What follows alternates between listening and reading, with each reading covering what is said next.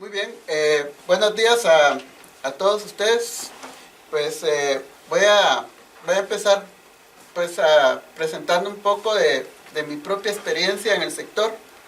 Digamos, yo tengo 35 años, un poquito más de 35 años de estar trabajando en el tema de energía eléctrica, y pues como que soy testigo, digamos, de todas las cosas que se han dado en este sector, y pues en alguna forma también me considero protagonista de algunas de esas cosas, pues porque me tocó digamos, trabajar en la reglamentación. Me tocó trabajar pues en el inicio de las instituciones, la Comisión Nacional de Energía Eléctrica, el administrador del mercado mayorista.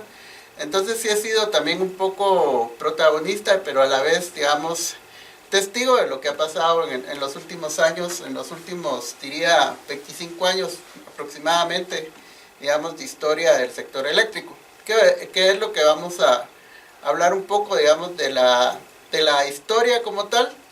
Y también vamos a ver cómo se conforma, cómo funciona. Y también me pidieron que hablara un poco también del tema de generación distribuida renovable. Entonces con ese tema vamos a concluir. Entonces, para ya entrar en materia, pues la reforma del sector eléctrico, tal como lo conocemos ahorita, en realidad, digamos, se gestó en los años 1980-1990. Precisamente, digamos, pues ustedes están la mayoría muy jóvenes, y esto pues tal vez estaban naciendo en esta época, entonces tal vez no recuerdan los hechos de ese entonces, pero había una crisis, digamos, tanto a nivel, digamos, bueno, creo que siempre hemos estado en crisis, ¿verdad? Pero en ese tiempo también, entonces,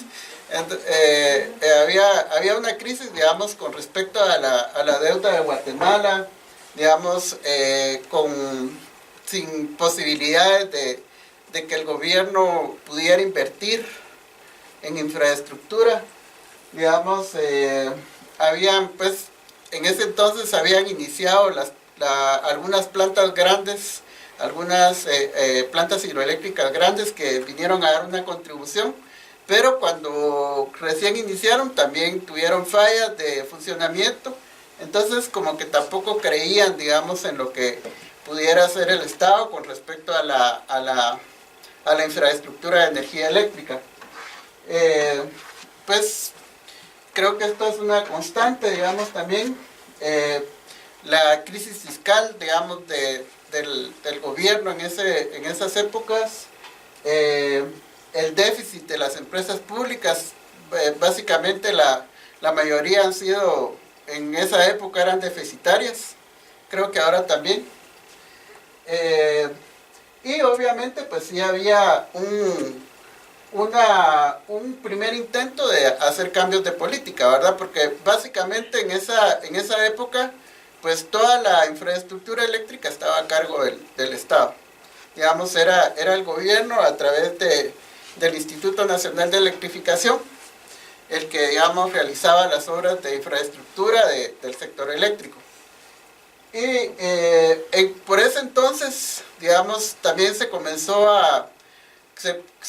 con unas plantas de generación privada. Digamos, los ingenios cogeneradores comenzaron a funcionar, algunos ingenios, y a conectarse al sistema, pero no vendían libremente, sino que básicamente le vendían al INDE, digamos, la generación y a la empresa eléctrica, que también era del Estado, la generación que ellos generaban. Entonces, en la década del 90, pues sí, ya la infraestructura eléctrica se hizo insuficiente, y pues los que vivimos en esa época, pues recordamos pues una época de apagones, digamos, que hubo, digamos, de racionamiento.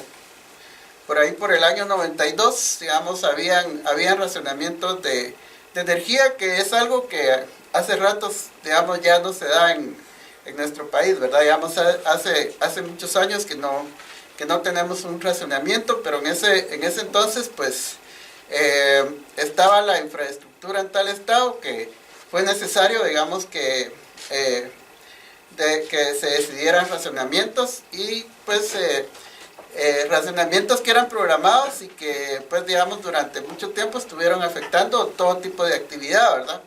Y recuerdo que principalmente la actividad académica también, porque no, digamos, pues las universidades que eran nocturnas en su mayoría, con apagones era muy difícil pues la actividad académica.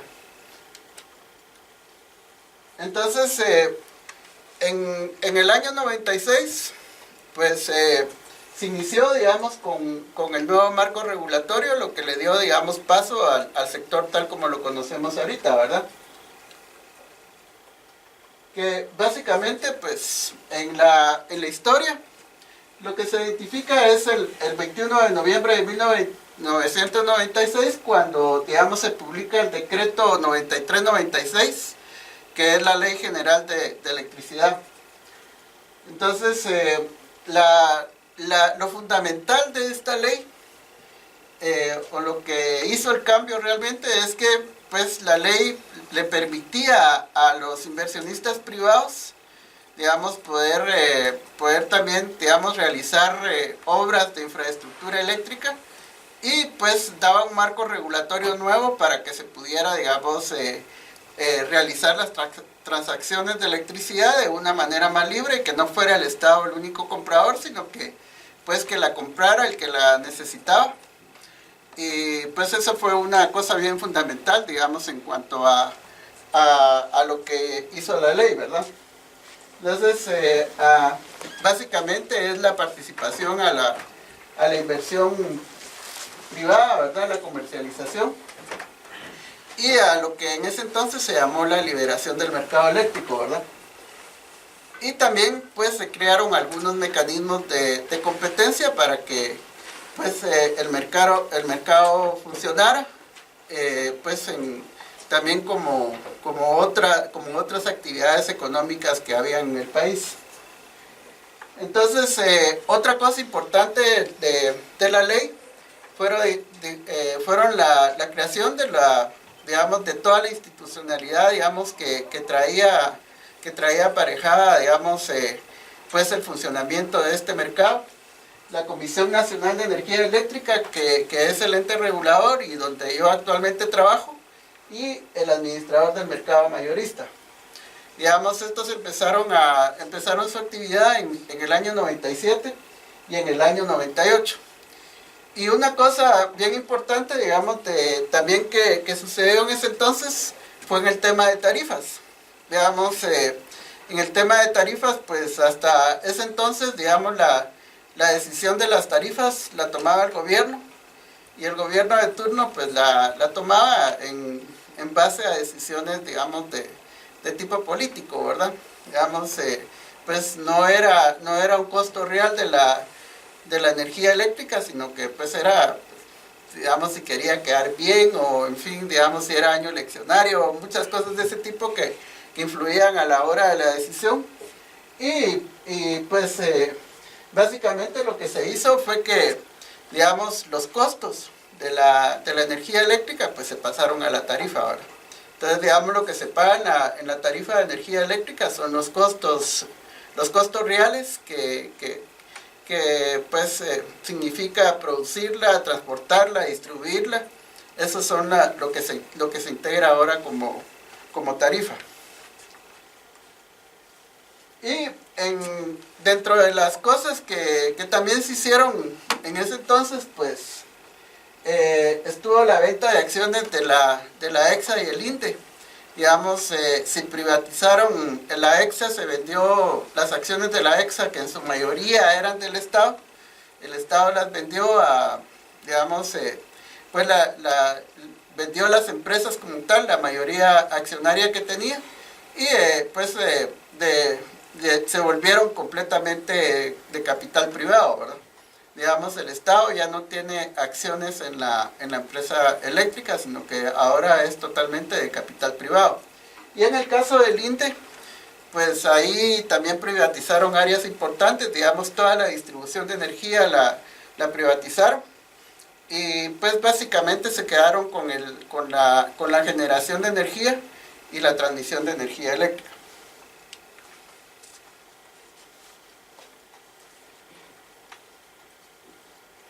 Entonces, igual, digamos, esto habla un poco de esa historia, digamos, de quiénes fueron las empresas, digamos, que adquirieron las distribuidoras de energía eléctrica, que en el caso, pues, en el caso de la EXA fue una empresa española que el principal capital era Iberdrola, digamos, así se llamaba la empresa, que sigue siendo una de las empresas más grandes del sector eléctrico de España, pero que ya no es la dueña de esa empresa porque posteriormente la vendió y ahora pues tiene otros nuevos dueños que son empresas públicas de Medellín, EPM, digamos que es el nuevo dueño, que es una empresa colombiana. Y en el caso del INDE, pues la distribución se creó de Oxa de Orsa, que comercialmente se llama Energuate, y que pues ahora pertenece, digamos, a un capital norteamericano. Entonces, ¿qué fue lo que hizo la Ley General de Electricidad? Aquí ya un poco con menos texto, un poco más gráfico. Básicamente, pues la Ley de Electricidad creó el ente regulador, que es la Comisión Nacional de Energía Eléctrica, creó el administrador del mercado mayorista, que es el operador del sistema, separó las funciones de la actividad eléctrica, es decir, digamos, separar las funciones quiere decir, estas empresas se dedican solo a generación, estas empresas se dedican solo a transmisión o a distribución, y no pueden realizar digamos, las tres actividades al mismo tiempo. Digamos, se tienen que especializar en una área de la producción de energía eléctrica. Y la otra cosa importante pues fue la apertura al mercado y el establecimiento de procedimientos que permitían, digamos, realizar las transacciones. Entonces, ¿cuáles eran los principios de la Ley General de Electricidad o cuáles fueron los principios? Digamos, uno de los principios fue la libertad, digamos, de poder invertir en todas las áreas del sector. Entonces, lo que decía como principio la Ley General de Electricidad es que la generación de electricidad era libre y que no requiere para ello autorización o condición previa del Estado.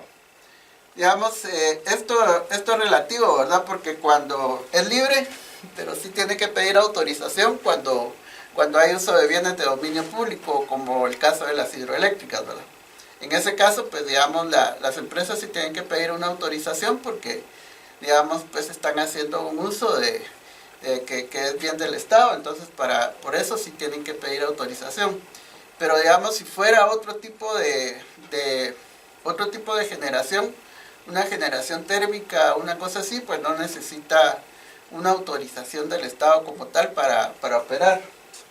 Entonces también declaró libre, digamos, la inversión en transporte de electricidad, que son las líneas de transporte como tal, y la libertad, digamos, y la libertad de precios en la prestación del servicio de electricidad, con la única salvedad, pues, de que está sujeto en el caso de la distribución, pues sí tiene los usuarios regulados, que sí está sujeto, digamos, a la tarifa como tal, digamos, obedece principalmente a un paso de costos, ¿verdad? No puede cobrar más allá de cierta cantidad.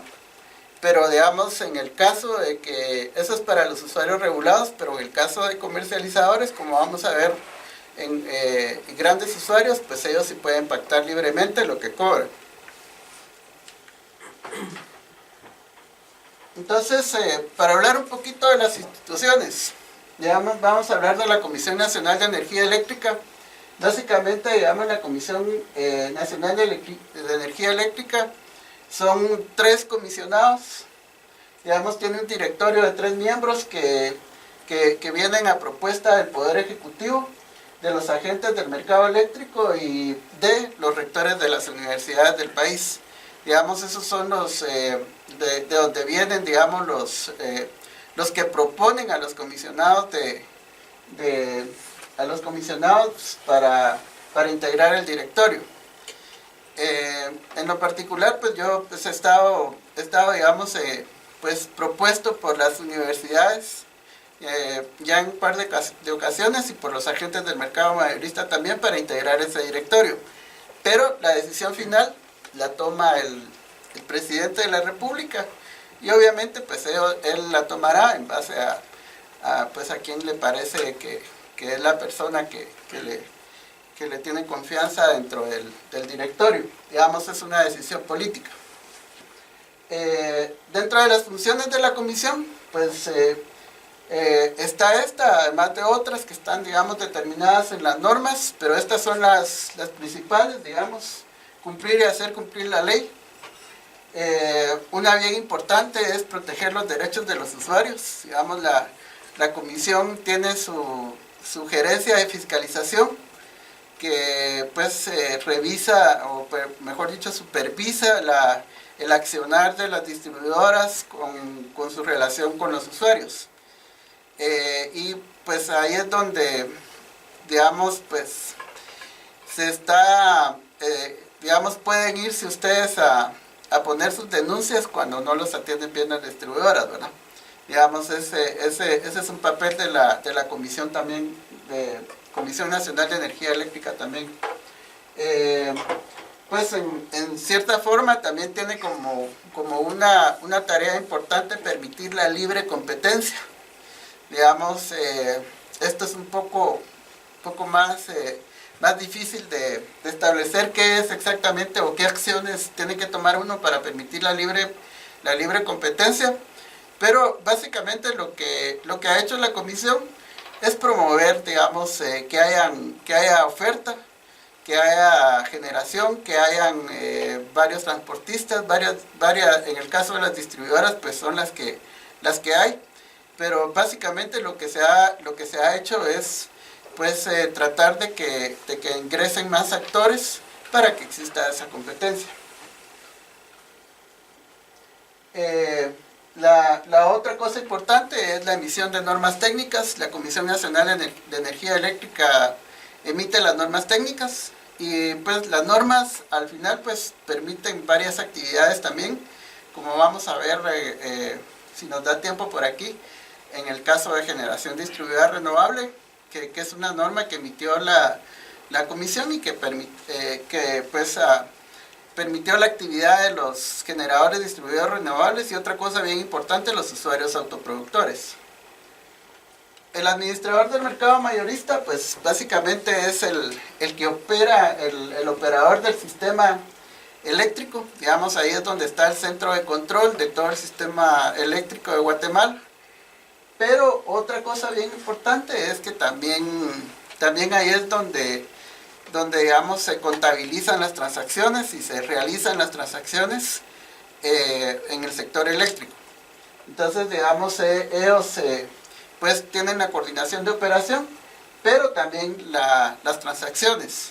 Y hay una cosa bien importante que hace, es que, digamos, mediante sus procedimientos, pues también se establecen señales bien importantes. Por ejemplo, el precio de oportunidad de la energía, que es una señal bien importante para todos, pues porque al final pues determina también el valor de las transacciones. Y por supuesto, opera el sistema para garantizar la seguridad del suministro. Entonces, la Junta Directiva del Mercado Mayorista, pues básicamente la integran representantes de las 5 actividades que hay en el sector. O sea, esas son generadores, transportistas, distribuidores, comercializadores y grandes usuarios. Digamos, representantes de estos grupos son los que integran la Junta Directiva del Mercado Mayorista. Ahora bien, digamos, pues esto es una parte del marco legal, pero no todo se ha quedado ahí. Pues ya con la operación, digamos, con algunos años que se tuvo de operación del mercado eléctrico, también nos dimos cuenta de que pues tenía algunas fallas en cuanto a las señales, digamos, de largo plazo, las señales para la inversión. Porque, digamos, después de 10 años nos dimos cuenta que no se estaban realizando las inversiones y que no estaban entrando los actores como uno esperaría en esto. Digamos, un problema era el corto plazo, ¿verdad? Porque, digamos, una señal importante para el inversionista es el precio de oportunidad de la energía, cuánto cuesta la energía, ¿verdad? Pero en realidad el precio de oportunidad de la energía es muy fluctuante. Entonces, un inversionista, pues bajo esa premisa, pues le resulta muy difícil, digamos, poder realizar un flujo financiero para determinar si su proyecto es rentable o no. Entonces, pues en el 2007 se reformaron los reglamentos de la ley de tal manera de permitir, digamos, básicamente pues eran la contratación de largo plazo para que los inversionistas pudieran obtener contratos de largo plazo que les permitiera, digamos, minimizar su riesgo y poder invertir. Y la verdad es que eso funcionó muy bien porque a partir de esa reforma y de las cosas que se hicieron posteriormente, pues ha entrado mucha generación a Guatemala y también muchas inversiones en transmisión, como vamos a ver más adelante. Que básicamente es esto, ¿verdad? Digamos, reconocimiento y estímulo a la eficiencia de las plantas generadoras, señales de largo plazo para la inversión. Una cosa importante que también que se esperaba del mercado es que los propios agentes, digamos, vieran la necesidad de la inversión en infraestructura para poder, digamos, hacer factible su negocio, pero eso no se estaba dando. Entonces, digamos, porque no había una planificación como tal, o se había dejado la planificación de un lado. Entonces, en las reformas, pues también se vio la necesidad de regresar a un sistema planificado, ¿va? Digamos, un ente que viera cuáles eran las necesidades, qué obras habían que realizarse en cuanto a la infraestructura y que además, digamos, propiciara a través de licitaciones que gente invirtiera en esto, ¿verdad? Que es la razón por la que yo trabajo en la Comisión Nacional de Energía Eléctrica, porque fui contratado precisamente para hacer esa tarea, ¿verdad? Y la elaboración de un plan de expansión de transmisión como tal, digamos, cuáles eran las obras de transmisión que se necesitaban. Y otra cosa bien importante que se establecía en estas reformas era la incentivación a la generación distribuida renovable. Digamos, de ahí nació el tema de la generación distribuida renovable, que trajo consigo también la de los usuarios autoproductores, que vamos a explicar después. Y también la política energética, pues fue una señal importante. Digamos, básicamente la política energética, pues en ese entonces las políticas en sí son como una expresión de deseos generales a dónde queremos llegar, ¿verdad? Entonces, pues entre las cosas que se establecieron en la política fue aumentar la oferta energética, diversificar la matriz energética con la colita que decía priorizando las energías renovables, promover competencia de inversión. Y básicamente esas eran las tres cosas y, digamos, se emitió política en el 2008 y también en el 2013, pero básicamente es lo mismo, ¿verdad? Digamos, cada gobierno emite su política, pero la vuelve a repetir la que se hizo, digamos, anteriormente, ¿verdad? Pero cada quien dice, bueno, esta es la política. Solo están repitiendo lo mismo, ¿verdad? Entonces, en cuanto al mercado eléctrico, como ya les dije, hay varias actividades. Creo que esta es la estampa 2016, si no estoy mal, 2017 probablemente. Digamos, en el 2017, el mercado eléctrico habían 104 generadores de energía eléctrica. Digamos, en el tiempo del INTE eran como 10, ahora tenemos 104 de generadores de energía eléctrica de mediano y gran tamaño. Y en ese entonces 24 GDRs, ahorita ya deben de haber un poquito, debe estar llegando unos 30 GDRs. Transportistas de energía eléctrica, en la actualidad tenemos 8 transportistas. Digamos, esa es una actividad que en otros países se la han reservado al Estado o a las empresas estatales, pero aquí en Guatemala pues fue una actividad que también, digamos, se le permitió a la inversión privada, de tal manera que tenemos 8 transportistas, ¿verdad? 19 distribuidoras de energía eléctrica. Digamos, aquí hay las 3 que todos conocemos: EXA de Oxa, que es en el Guate, y hay 16, bueno, son más en realidad, son 19 empresas eléctricas municipales. En ese entonces habían 22 comercializadores, creo que eso se ha mantenido por ahí, y alrededor de 900 grandes usuarios. ¿Sí? ¿Quiénes son los que proveen a los grandes usuarios?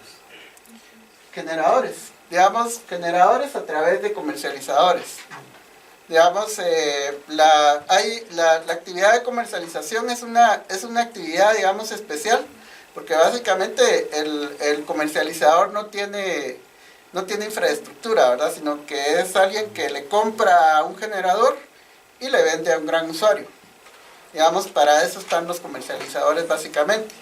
Y actúa desde las dos dimensiones, ya sea representando los generadores o representando, digamos, demanda para salir a comprar generación. Entonces es grandes usuarios a través de comercializadores. Entonces los grandes usuarios están fuera, digamos, de las distribuidoras. No le compran a las distribuidoras, sino que pues ellos salen, digamos, a buscar su proveedor, obviamente pues buscando su mejor precio, ¿verdad?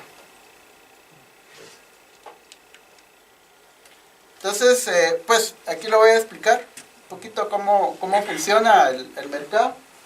Digamos, pues de hecho tenemos generadores de diferentes tipos, que básicamente pues ellos necesitan al transportista para llegar hasta donde están sus usuarios. Además del transportista también necesitan la distribución. Entonces, pues básicamente, digamos, los generadores le venden a comercializadores, pero los comercializadores también tienen que comprar su transporte, básicamente, ¿verdad? Entonces, el transportista es un elemento esencial porque es la forma en que el generador llega, digamos, hasta donde está su usuario. Entonces, digamos, los grandes usuarios pues pueden hacer contratos libres con generadores o pueden hacer contratos con comercializadores, un gran usuario, dependiendo de su tamaño también, ¿verdad? Porque pues eso requiere de cierta capacidad técnica, de cierta capacidad de gestión. Podría irle a comprar directamente a un generador. Entonces, o pues por ejemplo, pero los usuarios regulados, digamos, sí son usuarios cautivos de un distribuidor, ¿verdad? Yo no puedo decir como usuario regulado, digamos, nosotros en nuestra casita no podemos decir, le voy a comprar a un generador, ¿verdad? Digamos, ahí sí que estamos en el monopolio, digamos, de la empresa que nos distribuye. Entonces, por eso es importante también la regulación, porque pues hay que limitar a ese monopolio, digamos, hacia el usuario, ¿verdad? Porque pues si no, pues como ustedes saben, los monopolios podrían poner cualquier precio o hasta donde aguante el usuario, ¿verdad? Entonces es por eso también la necesidad del regulador.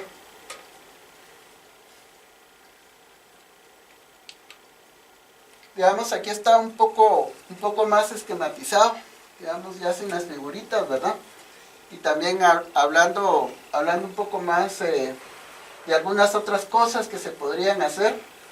digamos, tenemos una categoría importante de usuarios que son los usuarios autoproductores, que básicamente los usuarios autoproductores es alguien que en su casa decide poner paneles solares o, no sé, otra fuente de generación. Digamos, no necesariamente tienen que ser paneles, ¿verdad? Pero esa es la más común. Entonces, una cosa bien importante es que el gran usuario, digamos, tiene que tener cierto tamaño también, ¿verdad? Digamos, no cualquiera puede ser gran usuario. Digamos, el tamaño, según la ley, para que sea gran usuario, es tener una demanda de 100 kilovatios. Digamos, en una residencia podría haber una demanda, digamos, de más o menos 10 kilovatios, 8 kilovatios, entonces, pues, para tener una dimensión del tamaño que tiene que tener un gran usuario, ¿verdad? Porque sería como juntar 12 casas, digamos, la demanda de 12 casas para hacer un gran usuario, pero pues ese es el límite que le impone la ley al gran usuario. Después de 100 kilovatios, yo puedo decir, me voy de la distribuidora y voy a comprarle a un comercializador o a un gran usuario.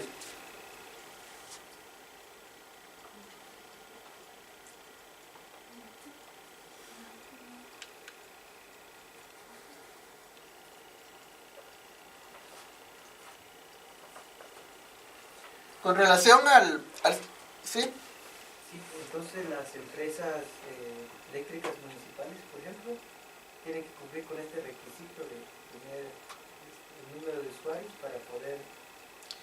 Bueno, las empresas eléctricas municipales son, yo diría, un caso especial, digámoslo así, porque pues eran la mayoría de empresas eléctricas municipales, cuando se emitió la Ley General de Electricidad, ya estaban formadas. Entonces, pues no se podía, digamos, derogar las empresas eléctricas municipales, sino que se respetó.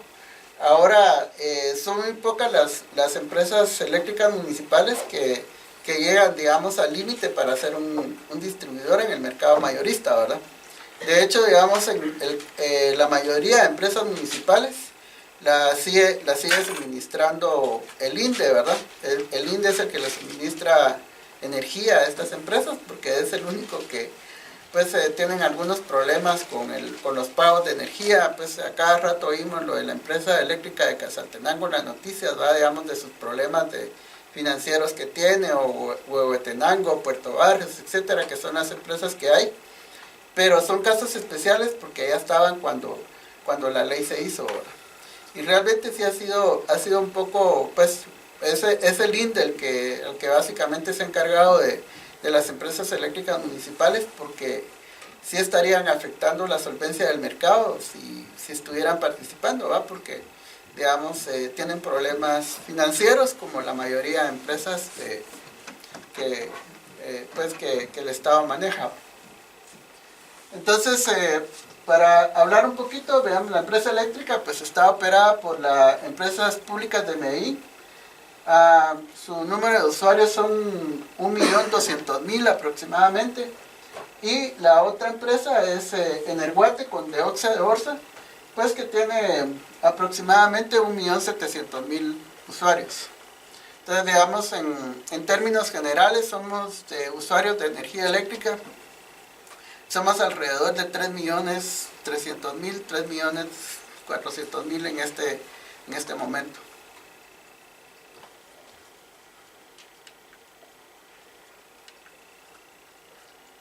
Bueno, digamos,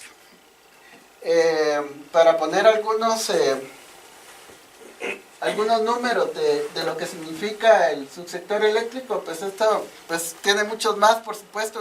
Nosotros vamos a hablar de algunos, porque dijimos que la política energética lo que decía es que se diversificara la matriz. Digamos, ahorita en este momento yo creo que Guatemala es uno de los países que tiene una matriz, una de las matrices más diversificadas posibles, ¿verdad? Porque casi que tenemos generación de muchas fuentes, ¿verdad? Y después tenemos básicamente generación a partir de biomasa, digamos que es un porcentaje importante de la generación. Tenemos hidroeléctricas, tenemos geotermia, tenemos plantas solares, tenemos plantas eólicas, tenemos plantas de biogás. Biogás básicamente es, hay una planta en el basurero de la zona 3. Digamos, hay una pequeña planta que está generando con el gas metano que produce el basurero. Entonces tenemos plantas de búnker, de diésel, de carbón, y también tenemos la posibilidad, digamos, para nuestro suministro eléctrico de importar desde México o de otros países de Centroamérica, que en nuestro caso pues nos hemos vuelto más exportadores que importadores, ¿verdad? Porque Guatemala pues con la cantidad que tiene de oferta de energía eléctrica, pues tiene una posición ventajosa hacia el resto de países de Centroamérica y se ha convertido en exportador de energía, digamos, más que importador, ¿verdad? Pero digamos, en algún momento pues existe la posibilidad que también podamos comprar en otro país, ¿verdad? Pero básicamente lo que ha ocurrido es que somos importadores. Otra cosa importante, digamos, es como ustedes pueden ver, el crecimiento del consumo de energía ha sido constante en Guatemala, ¿verdad? Digamos, pues nunca se ha detenido. Por ahí por el año 2009 tuvo un pequeño quiebre, ¿verdad? Que fue a partir de una época de crisis financiera, pero básicamente el consumo de energía eléctrica pues ha tenido un crecimiento sostenido en Guatemala, y yo estimo que va a seguir creciendo así, digamos, todavía por muchos años, pues porque pues cada vez hay en Guatemala, pues cada vez hay más digamos, las áreas urbanas están creciendo, ¿verdad? Porque hay una migración importante de lo rural hacia lo urbano, y el consumidor urbano pues tiene hábitos que básicamente, digamos, depende más de la energía eléctrica. Entonces ese crecimiento de la energía eléctrica en Guatemala para mí va a ser sostenido durante muchos años más, ¿verdad? Porque pues la verdad todavía somos poco consumidores de energía eléctrica en Guatemala, ¿verdad? Digamos, cuando uno mira los índices, digamos, de consumo de energía eléctrica de Guatemala por habitante, son bastante bajos, ¿verdad? Entonces, pues, lo más probable es que sigamos, pues con los hábitos de consumo, pues, demandando el confort que nos da la energía eléctrica, aires acondicionados, qué sé yo, otras cosas que de plano en algún momento, pues, nos va a parecer que sí lo necesitamos. Otra cosa importante, digamos, aquí, que es una señal importante de lo que ha pasado, es el precio de oportunidad de energía. Digamos, el precio de oportunidad de energía pues es una señal de mercado importante. Digamos, aquí tenemos la historia desde el 2002 hasta el 2016. Digamos, en un principio pues ese precio fue subiendo, y era lo que les decía, ¿verdad? Que vimos de que básicamente ese precio iba subiendo porque no había nuevas inversiones. Entonces, digamos, el precio de la energía eléctrica iba hacia arriba porque no teníamos nuevas inversiones. Entonces, en el 2007 pues se decidieron las reformas, se propició las nuevas inversiones a través de las licitaciones, y pues luego tuvimos este comportamiento otra vez, ¿verdad? Y en este momento pues esto todavía un poco más bajo, porque digamos la generación en Guatemala estaba, pues mucha generación estaba, digamos, a base de búnker, y el búnker pues tenía un precio mayor. Entonces entraron nuevas plantas que permitieron, digamos, que los precios fueran para abajo. De hecho, ahorita este precio siguió bajando. Digamos, ahorita está alrededor de 50 centavos. Ahora tal vez uno se podría preguntar, bueno, ¿por qué no tengo mi precio de 50 centavos digamos, en mi casa, ¿verdad? Digamos, para empezar, estos son dólares, ¿verdad? Estamos hablando de dólares. Pero también son precios a nivel mayorista, ¿verdad? digamos, eso hay que tener en cuenta. El que me llega a mí ya tiene otros cargos, como el transporte, el servicio de distribución, la tasa municipal, etcétera. Entonces eso hace que, pues obviamente, hayan otros cargos que se consideran. Este es el puro precio de la energía, lo que vale la energía. Es el que se le paga al generador. Ese es pero estos, bueno, en realidad al generador se le paga lo que, digamos, se le paga a través de su contrato, lo que genera o a lo que está contratado. En realidad este es el precio al que se liquidan las transacciones de oportunidad. Digamos,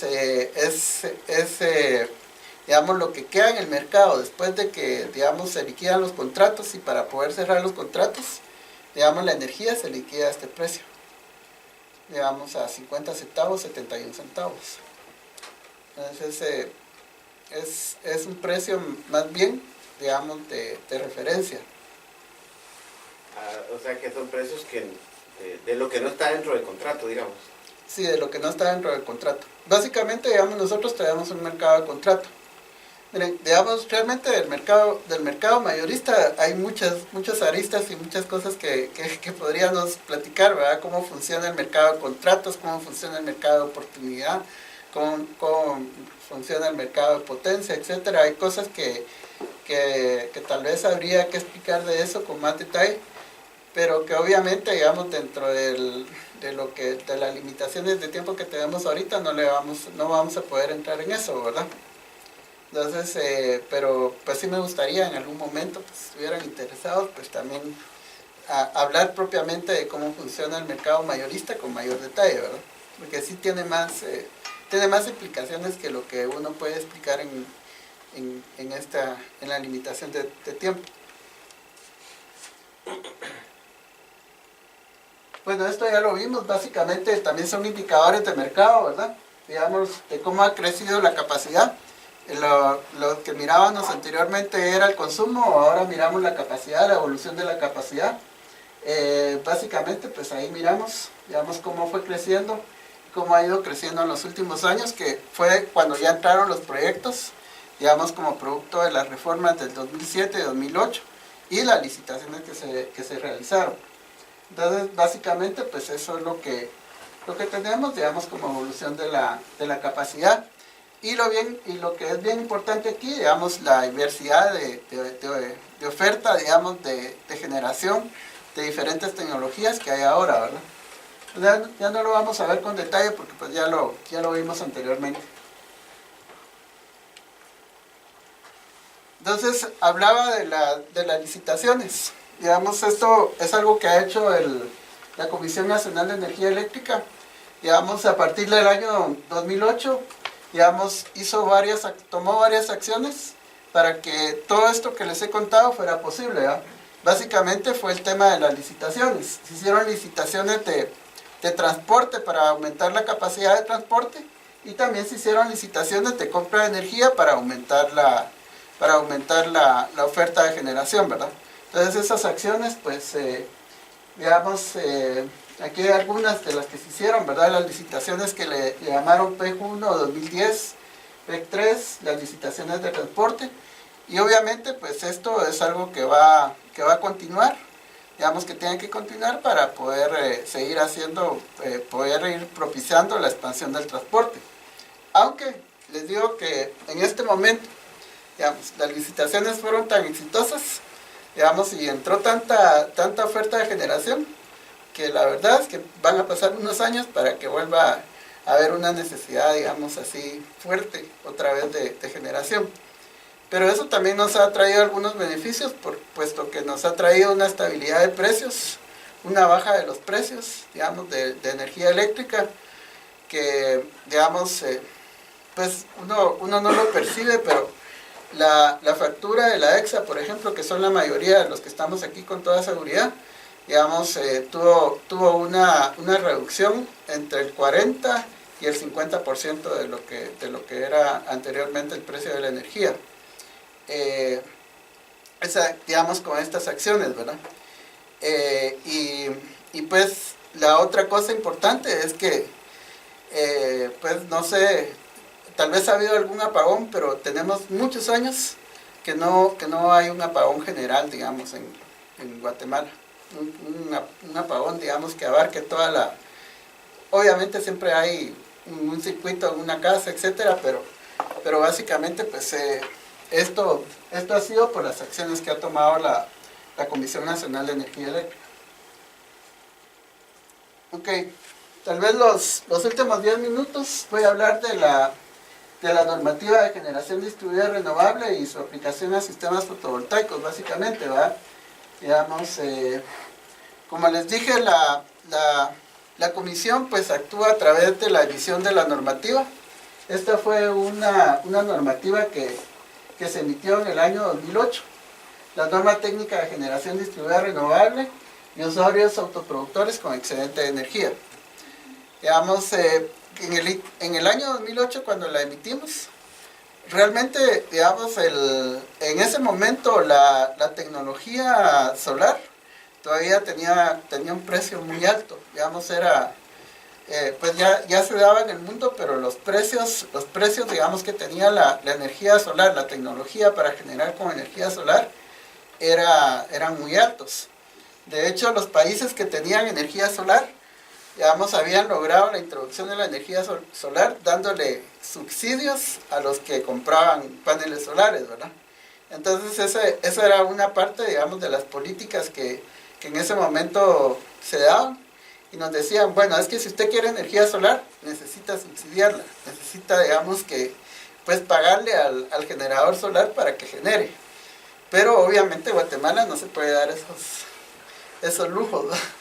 Digamos, de estar pagándole a alguien para que genere, pues digamos, no sé, pues subsidios aquí, pues yo le he oído subsidios en el café nada más, pero pues no miro por qué, pero bueno, digamos, pero es la única actividad productiva que creo que está subsidiada, y pues era para poder incentivar. Se decía que tendrían que ser a través de subsidios. Pero digamos, Guatemala no lo hizo así, emitió la norma, y la norma pues fue lentamente, pero digamos sí fue dando resultados, ¿verdad? Sobre todo en el tema de GDR. Entonces, cuando hablamos de GDR, ¿de qué estamos hablando? Primero, un generador que tiene una potencia, digamos, igual o menor a 5 megawatts. Digamos, la otra característica es que utiliza una fuente de energía renovable. En este caso, pues, las que están reconocidas, digamos, las que están normadas, es la hidráulica, la geotérmica, la solar, la eólica y la biomasa. Digamos, esas son las que ahorita, digamos, están, pues, digámoslo, reconocidas por una ley que es la Ley de Incentivos a las Energías Renovables. Digamos, pues enunció estas energías como las energías a las cuales les iba a dar incentivos fiscales. Y la otra cosa importante es que una generación distribuida renovable se conecta a una red de distribución. Digamos, básicamente las redes de distribución pues son los alambres que llegan a nuestras casas, ¿verdad? A eso nos referimos cuando hablamos de una red de distribución. Digamos, y obviamente hay media tensión que son los que alimentan los transformadores, digamos, que distribuyen luego a las casas en baja tensión. Entonces, esa es la característica que tiene que tener un GDR, ¿verdad? Y obviamente, pues tiene ciertas obligaciones derivadas de esa normativa, ¿verdad? Pues básicamente pues un GDR pues tiene que disponer, digamos, de personal capacitado, etcétera. Digamos, también hay una cosa bien importante de esta normativa, y es que, digamos, prácticamente obligó a las distribuidoras a permitir la conexión de generadores distribuidos renovables, porque el distribuidor por sí mismo, o sea, no lo hace. Digamos, no es negocio para él conectar un generador distribuido renovable. Digamos, pues porque lo tiene que atender como que fuera pues un usuario. Y si bien es cierto, tiene para darle algunas ventajas, pues ellos también miran muchas desventajas. Entonces, lo bien importante de esta ley, de esta norma, fue que obligó a los distribuidores a permitir esa conexión, ¿verdad? Entonces ahora pues no, un distribuidor no se puede negar a conectar un generador distribuidor renovable, y eso es bien importante.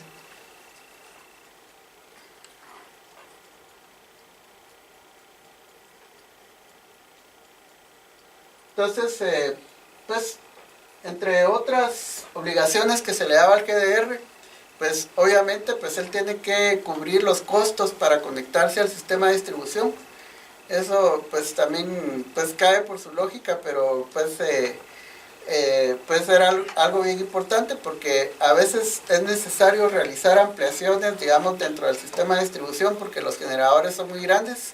Entonces eso le corresponde, digamos, en ese caso, el GDR, ¿verdad? Y otra cosa bien importante, pues, digamos, son la instalación de sistemas de protección, digamos, hacia el servicio de distribución. Y básicamente la protección así como que muy básica que se tiene que dar, es que cuando no hay energía en la distribución, el GDR se tiene que desconectar inmediatamente, ¿verdad? Porque si no, lo que hace es, digamos, energiza las líneas, y eso puede ser peligroso para la seguridad humana, ¿verdad? Porque digamos, la distribuidora no tendría control de qué línea está energizada o no. Entonces, la protección básica para un GDR es que se desconecte, digamos, cuando falta la tensión de energía eléctrica. Y por supuesto, digamos, como todos, también tienen que cumplir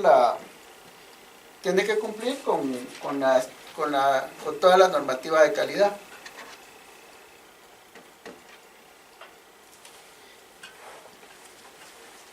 Bueno, digamos, la norma también lo que hizo, pues, fue, digamos, se hicieron los procesos de autorización. Entonces ahí ya se establece con toda certeza qué es lo que tiene que hacer un GDR para que un distribuidor lo pueda autorizar. Y básicamente pues este es un esquema de la autorización, y aquí están todos los pasos que se tienen que seguir.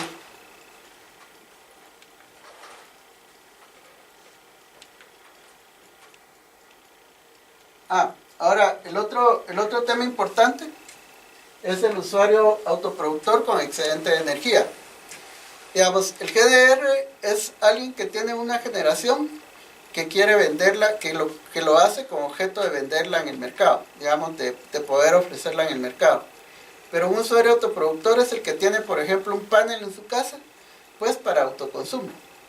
Digamos, porque quiere tener un panel, porque se quiere bajar pues el costo que implica comprar la energía eléctrica.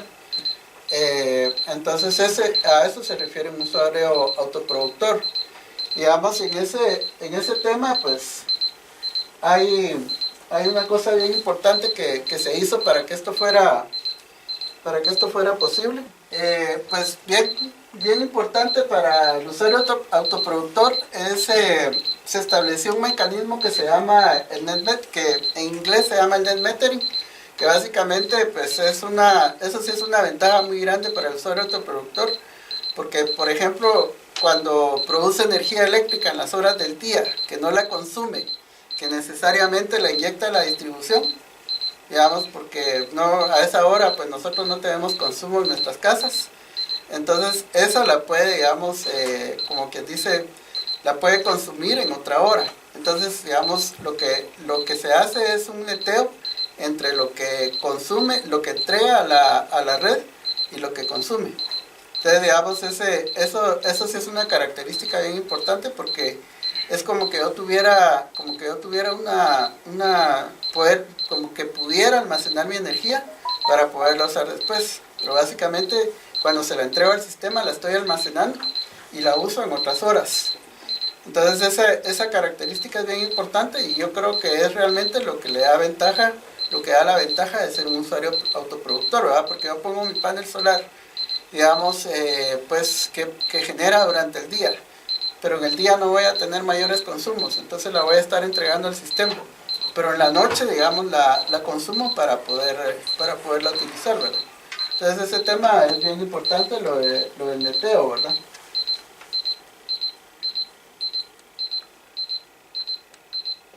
Pues esto es también, digamos, cómo ha crecido los GDRs, ¿verdad?